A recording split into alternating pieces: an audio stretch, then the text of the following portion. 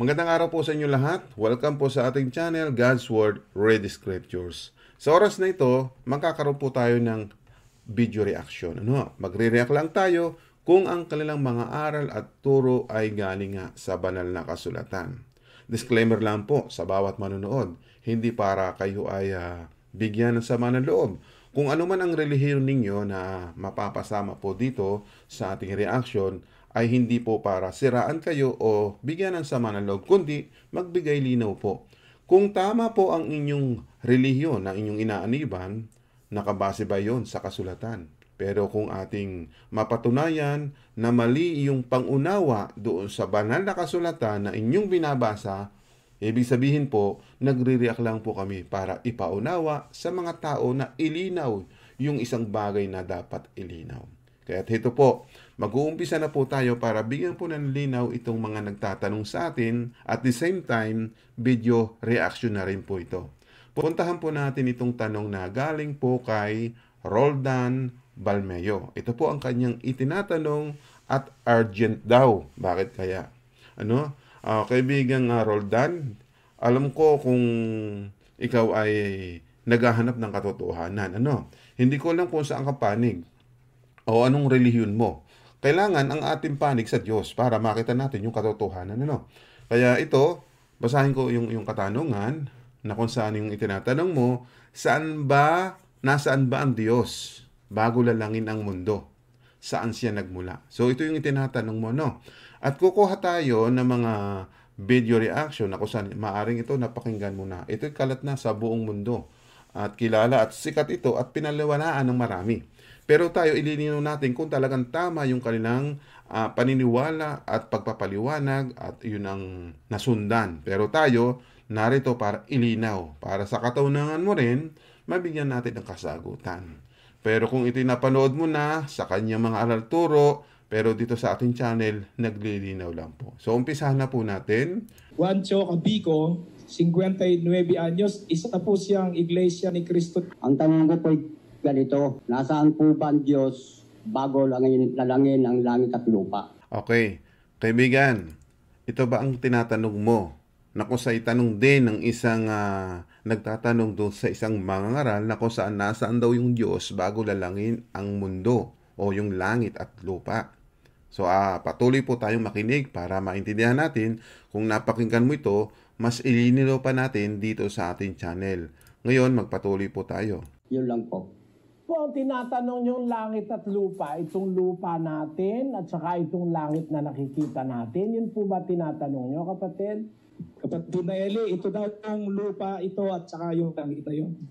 Nililiwanag ko lang po, kapatid, Sabi kasi sa Henesis, uno-uno, pakibasa kapatid na Daniel. Nang pasimula ay nilikha ng Diyos ang mga langit at ang lupa. Nakita nyo? Nang pasimula nilikha ng Diyos ang mga langit at ang lupa. Sino nauna? Yung lumikha o yung nilikha?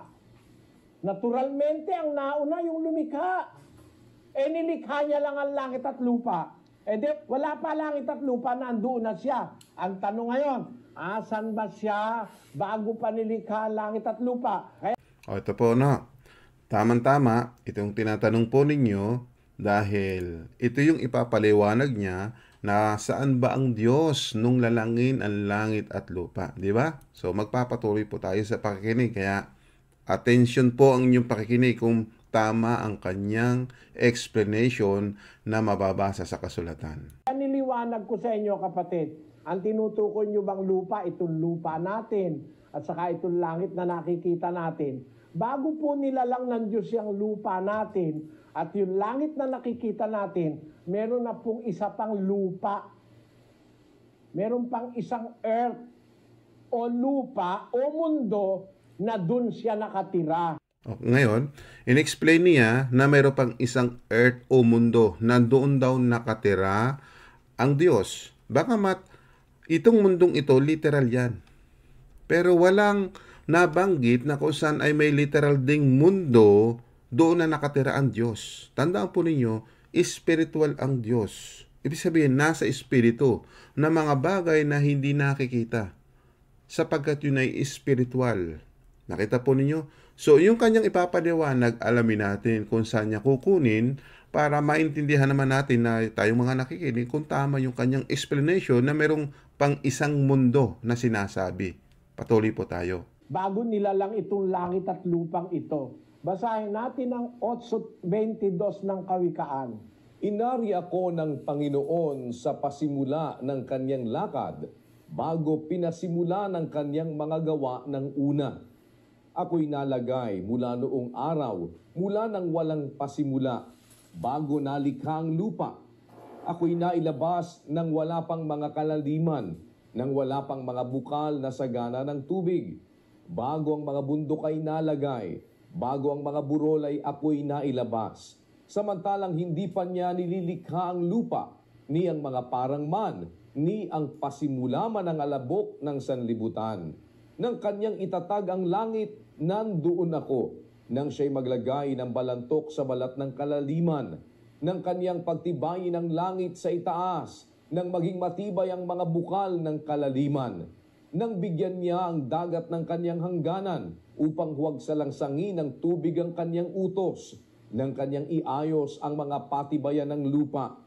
Nasa siping nga niya ako, na gaya ng matalinong manggagawa, at ako ang kanyang ligaya sa araw-araw, na nagagalak na lagi sa harap niya, na nagagalak sa kanyang tinatahanang lupa.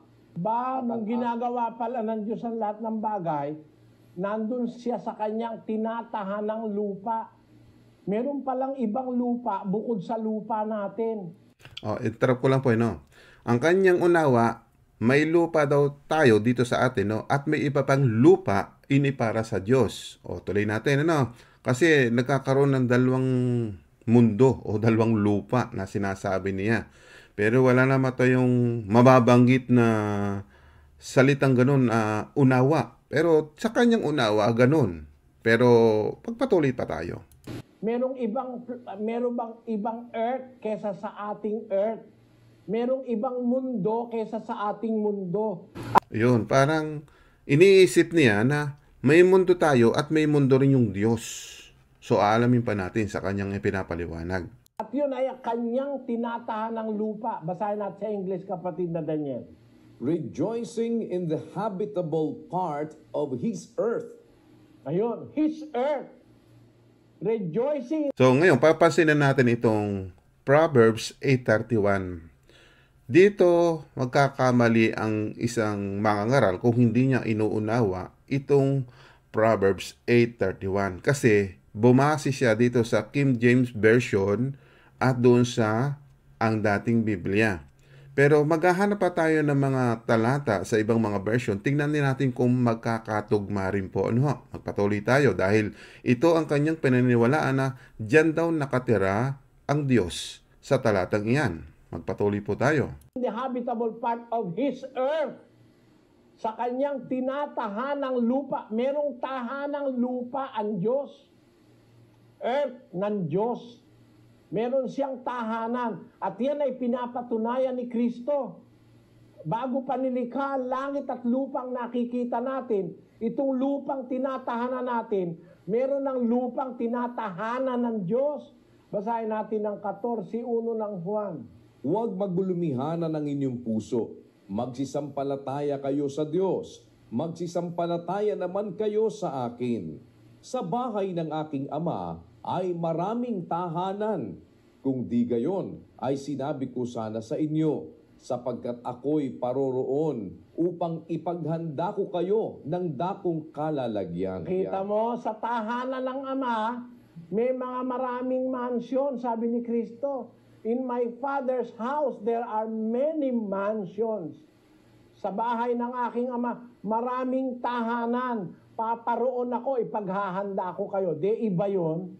Kaya nga sabi niya, paparoon ako andito siya sa lupa nung sinasabi niya ito Nandito siya sa ating lupa Pero paparoon siya dun sa tinatahanan ng Ama, ipaghahanda ng kalalagyan yung mga sumusunod sa Kanya, tapos babalik ako, kukunin ko kayo, sasama ko kayo doon. Di ibang lugar yon, ibang lupa yon, ibang earth.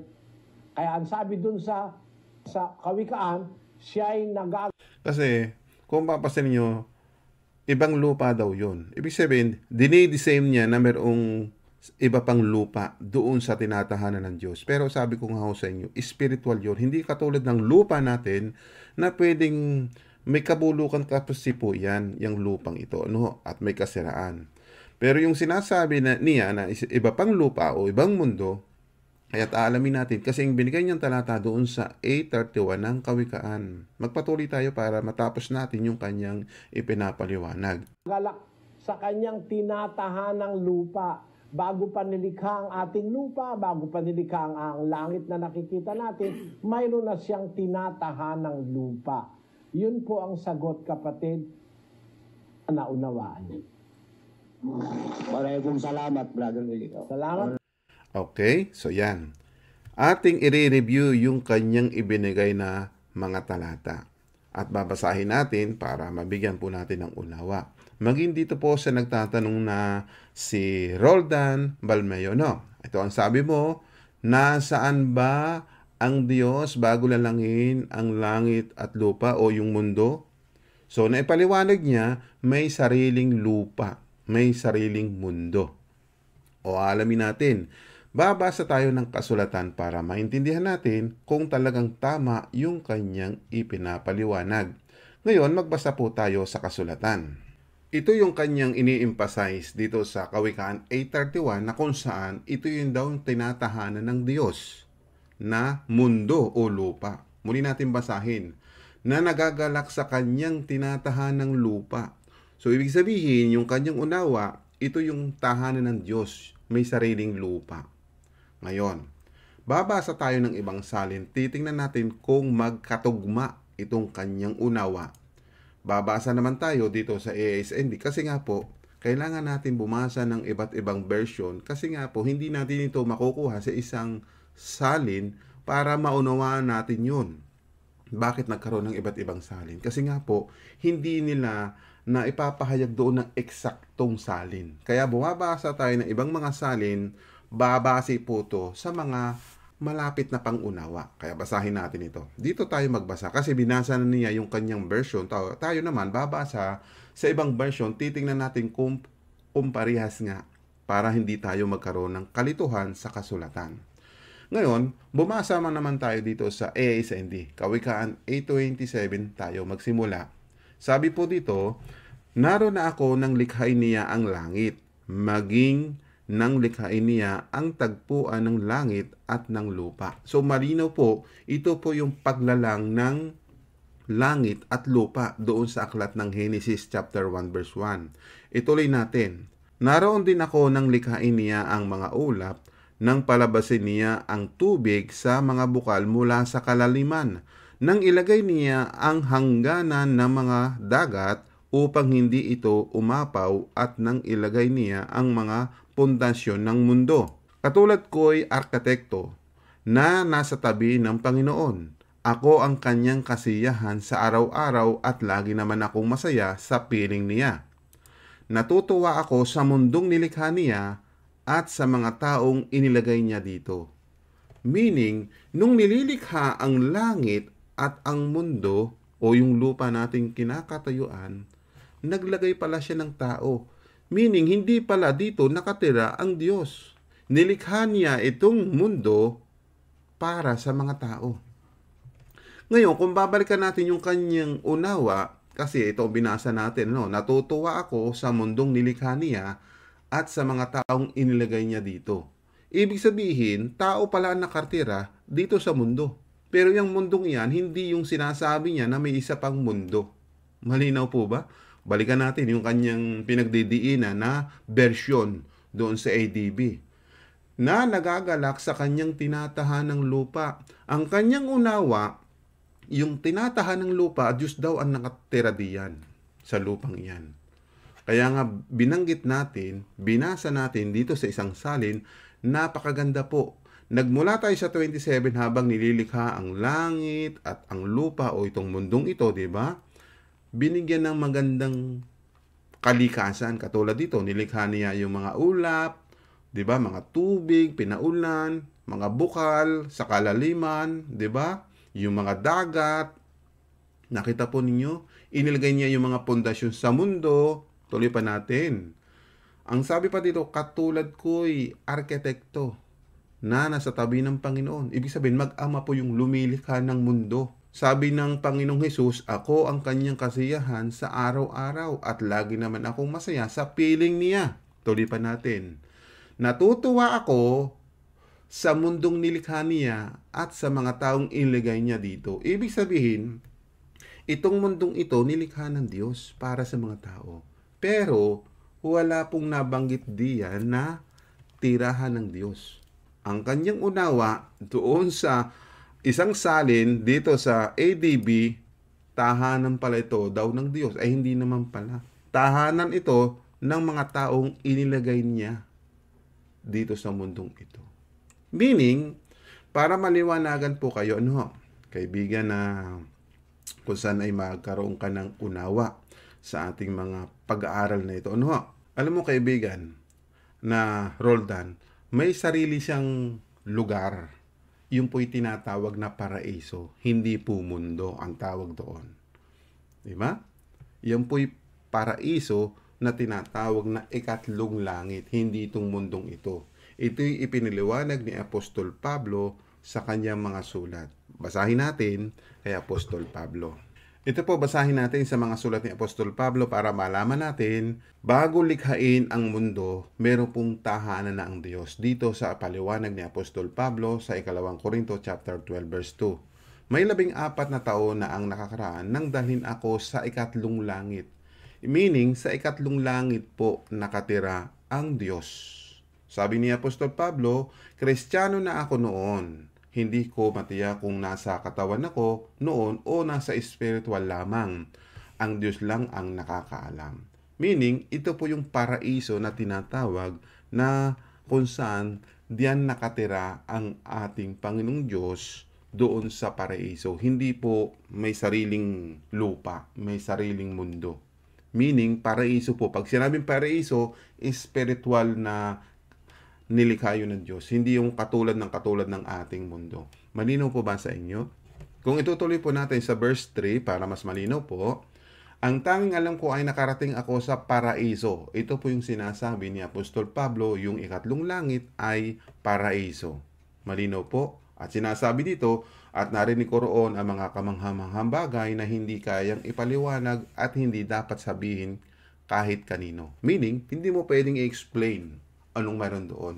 Kaya hindi natin pwedeng ikumpara yung nilikha ng Panginoon dito sa mundong ito na meron din doon sa paraiso. So, hindi sinasabi niya na katulad daw ng mundong ito na meron pang isa pang mundo, yung sinasabi ng isang mangangaral. So, mali po yung kanyang explanation doon sa tinatahan ng lupa ng Panginoong Diyos. Ang alam natin, paraiso ito o tinatawag na ikatlong langit. Ngayon naman, bigyan natin ng clarification din itong ibinigay niya na 14.1. Siya ang nagbigay nito. Basahin din natin. Huwag magalimahanan ang inyong puso. Magsisampalataya kayo sa Diyos, magsisampalataya naman kayo sa akin. Sa bahay ng aking ama ay maraming tahanan.